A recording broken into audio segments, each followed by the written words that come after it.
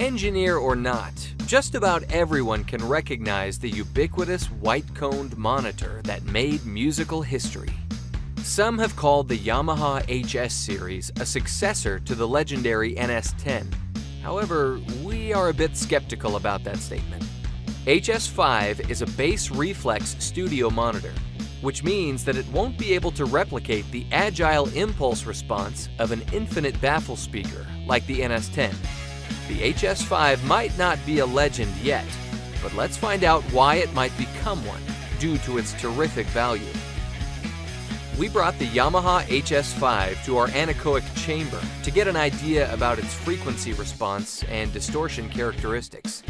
To see how this monitor performs in the real world, we called our clients and went on a measurement tour across 5 very different studios where we measured the HS5 and how it responded to SonarWorks calibration.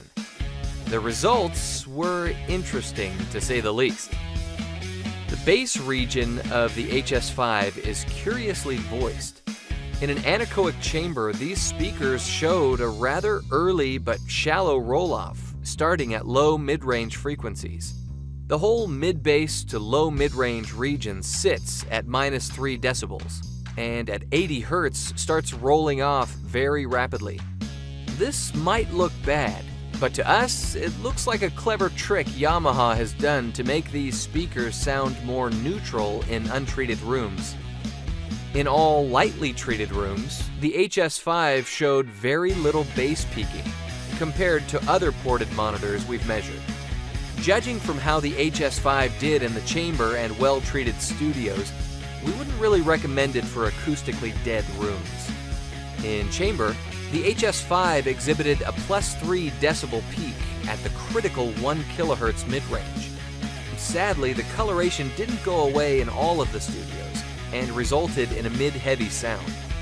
This coloration will make many instruments and voices sound too prominent and could result in mixes with sucked-out mids. The peak will make problems in the mid-band more noticeable, which is okay for a secondary monitor, but a dubious choice for a primary monitoring device. High mids and treble showed very good linearity in all environments.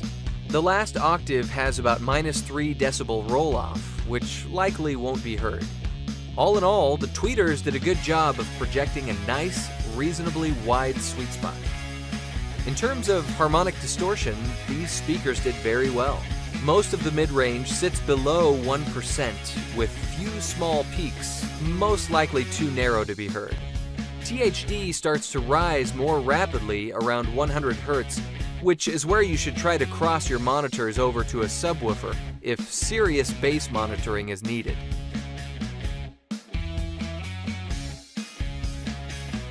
In all listening environments, the HS5 responded very well to SonarWorks calibration.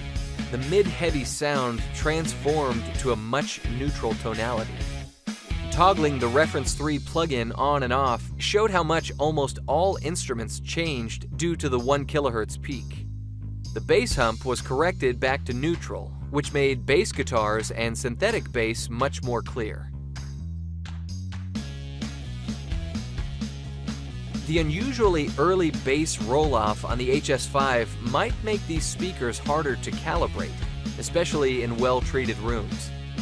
The room gain mostly takes care of the bass, so the plugin only needs to tame it down a little.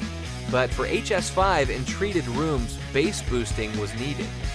On higher SPLs, the 45-watt amp could start running out of steam. Maybe some of the larger HS series speakers would do better in this regard, due to bigger woofers and more juice behind them. To conclude, we were very pleasantly surprised where Yamaha has gone with HS5. Bass response in untreated rooms was very good, and good linearity was also achieved in high mids and up. Distortion was very good, which is rare for a $200 speaker. What kept us from giving the HS5 higher marks was peaking in critical mid-range region and weak bass performance in treated rooms.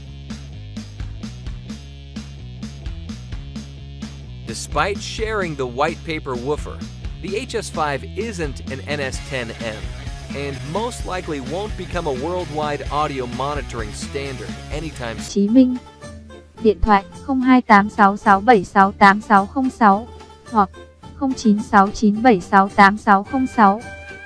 Để có được các chương trình khuyến mãi mới nhất, chúng tôi luôn cập nhật thường xuyên. Hãy đăng ký và chia sẻ, like kênh YouTube Đại lý nhạc cụ các bạn nhé.